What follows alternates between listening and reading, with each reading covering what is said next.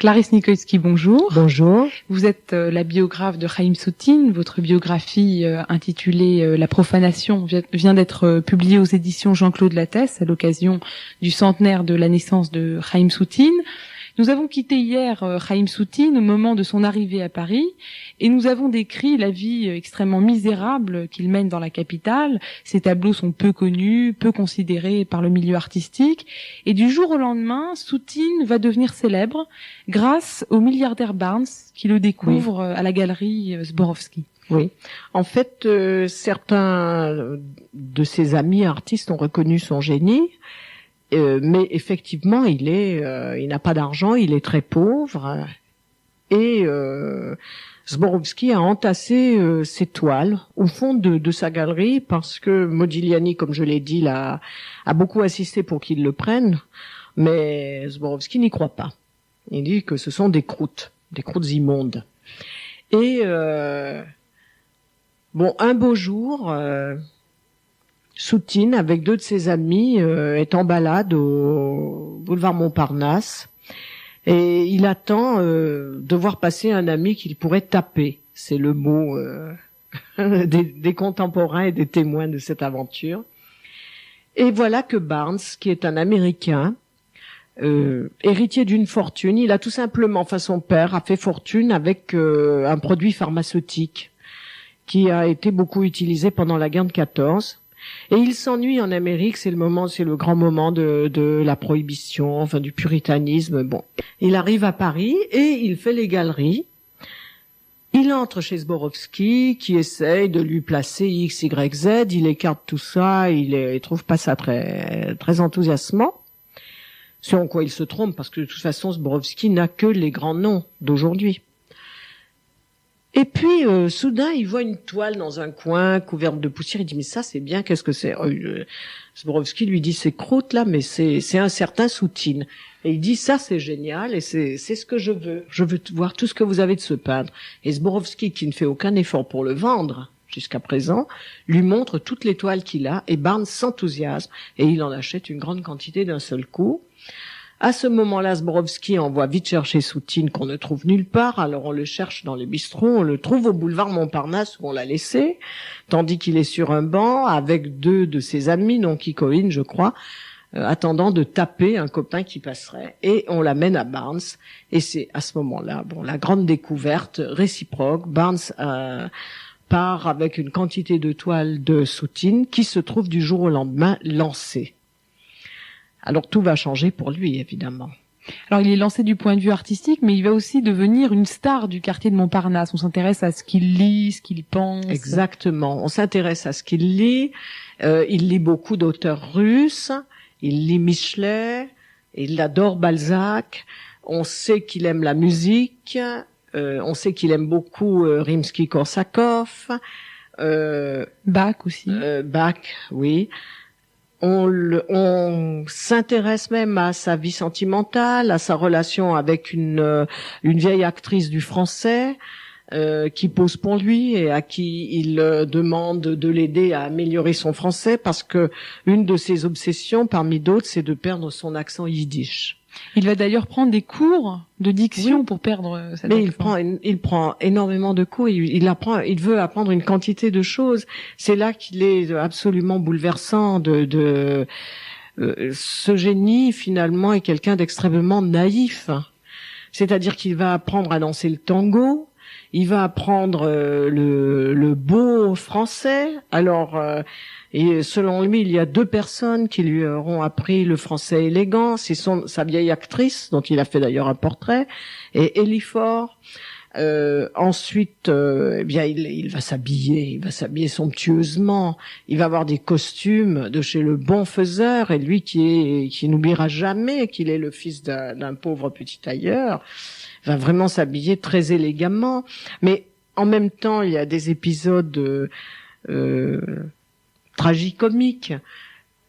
Il est tellement peu habitué à être riche et il a tellement envie d'exister avec frénésie qu'il ne sait même pas ce qu'il faut faire. Par exemple, il voit un jour, et ça c'est cette femme qui vivra avec lui, qui s'appelle Gerda, qui le raconte, Il voit un jour une très belle veste dans une vitrine. Il se précipite, il l'achète, il rentre chez lui. Mais la veste ne lui va pas du tout.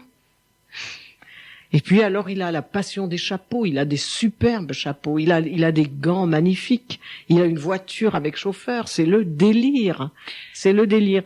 Et on trouve en général ce comportement assez antipathique. Personnellement, je le trouve plutôt bouleversant. Mais c'est vrai que dans l'entourage de Soutine, on le perçoit surtout comme un parvenu extravagant. Oui, c'est un parvenu, mais il y a rien là pour moi, il y a rien là de grave, surtout quand on connaît l'histoire de l'individu. Alors il retrouve à ce moment-là à la coupole une jeune juive lituanienne dont on a déjà parlé, Déborah Melnik, oui. Avec qui il a une aventure. Là, c'est une histoire qui est assez trouble et qu'il est resté, qui n'a jamais été vraiment élucidée. Je vous donne la version de sa fille, qui est celle que je choisis. Sa fille, qui est Aimée Soutine, qui est actuellement une femme, donc d'environ 60 ans, compte tenu de... Bon. Vous l'avez rencontrée? Je l'ai rencontrée plusieurs fois, évidemment. Il retrouve cette Déborah Melnik, qui est la jeune fille dont il était amoureux à Vilno. Selon sa fille, il se marie religieusement, et elle dit ce qui est vrai, c'est une chose qui se faisait couramment à l'époque. C'est vrai. Elle est enceinte de lui, elle met au monde une petite fille. D'après une petite fille qui porte le nom de Soutine sur sa carte d'identité aujourd'hui. D'après beaucoup de gens qui entourent Soutine, mais c'est très complexe, on peut imaginer pourquoi il donne cette version. Soutine n'a jamais voulu reconnaître l'enfant, Soutine a détesté la mère de cet enfant. Bon. Moi, je me contente de donner toutes les versions et de dire quelle est la mienne. Parce que quand il y a trop de versions, je crois qu'on ne peut pas trancher. Mais on peut très bien, en voyant l'éventail des versions données, comprendre pourquoi telle personne choisit celle-ci et telle autre celle-là. Mais Aimée Soutine elle-même, est-ce qu'elle ressentait de la rancœur envers son père Alors, Aimée Soutine a une passion pour son père. Elle l'a complètement d'ailleurs idéalisé, à mon avis. Elle en parle d'une façon très émouvante. C'est vrai qu'elle elle n'a pas une vision de lui très réaliste, mais c'est la vision d'une enfant qui a été privée tôt de son père, puisqu'il est mort alors qu'elle était petite, qu'il a, dit-elle, vu plusieurs fois et qu'il a énormément aimé. Et elle a idéalisé ce père. Aimée Soutine habite Paris Aimée Soutine est peintre et elle habite Paris. Alors, ce qui est curieux, en fait, c'est que Soutine a toujours voulu oublier ses origines juives, mais finalement, les grands amours de sa vie sont quasiment toujours des amours avec des femmes juives. Absolument, les amours de sa vie. Parce que, d'autre part, ce sont des relations et pas des amours.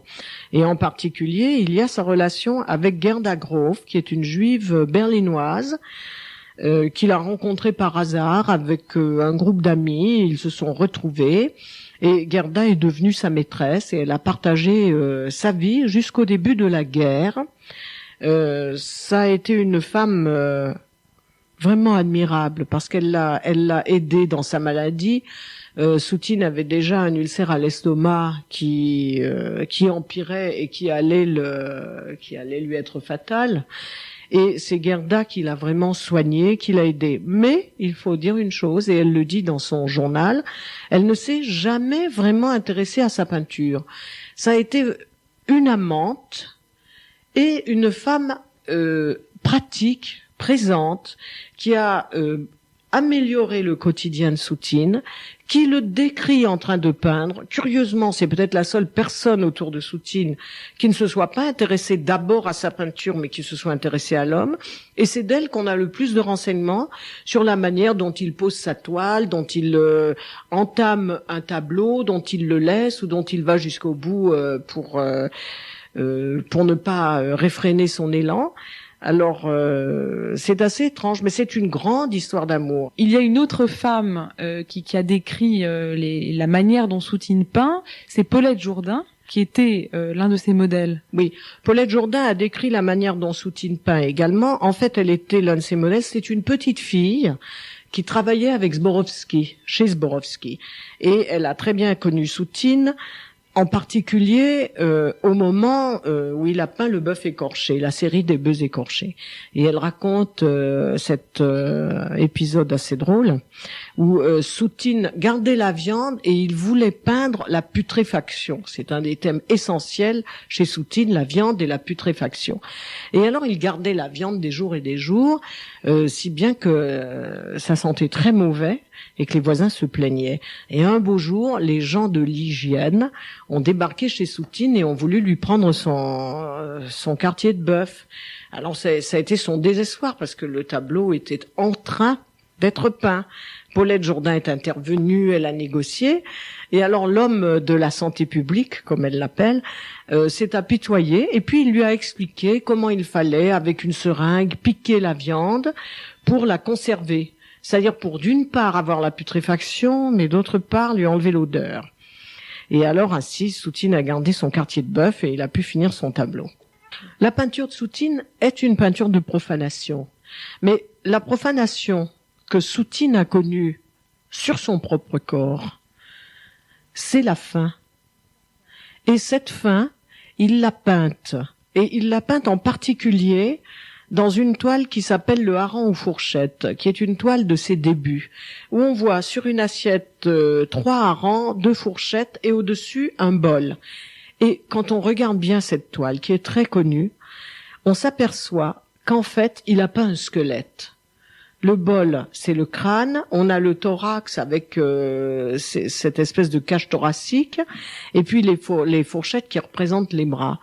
Or, si vous voulez, c'est tout le rapport entre la vie et la mort qui ont été tout le temps en conflit à l'intérieur de son propre corps et qu'il a retranscrit sur la toile.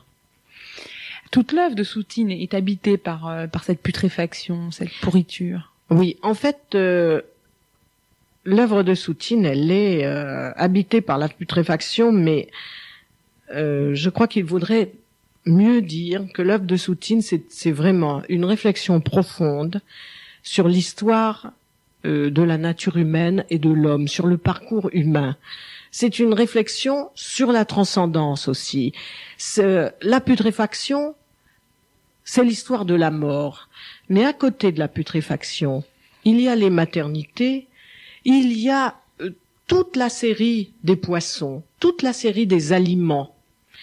Il y a les aliments comme par exemple le gibier en train de saigner d'une part, mais il y a le poisson aussi qui a un sens symbolique très fort, évidemment. Et il y a les cathédrales. Il y a toute la série des cathédrales. Ce qui fait que beaucoup de personnes se sont demandé si Soutine n'a pas été tenté quand même par le christianisme.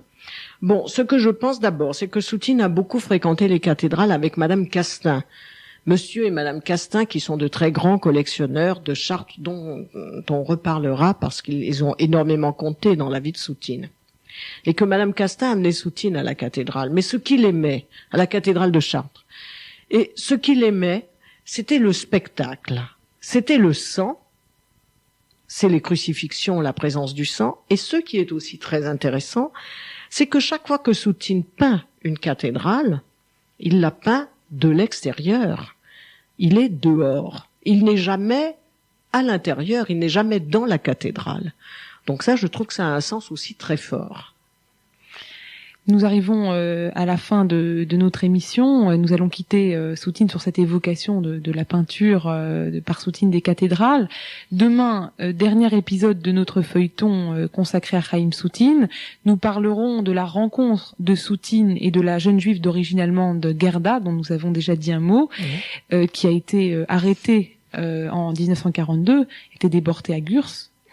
Et nous évoquerons la fin de la vie de Soutine en 1943. Clarisse Nikolsky, merci.